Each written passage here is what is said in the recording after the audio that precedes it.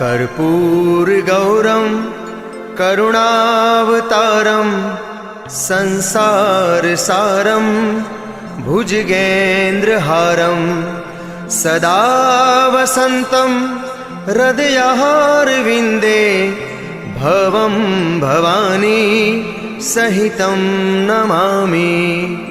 मङ्गलं भगवान् विष्णु मङ्गलं गरुडध्वज मङ्गलं पुण्डरीकाक्षो मङ्गलाय तनो हरि।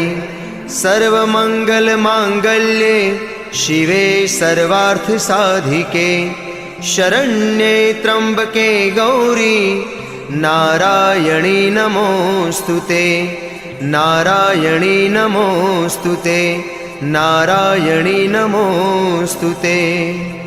त्वमेव माता च पिता त्वमेव बन्धु सखा त्वमेव विद्या द्रविणं त्वमेव सर्वं मम देवदेवं त्वमेव सर्वं मम देवदेवं त्वमेव सर्वं मम देवदेवम्।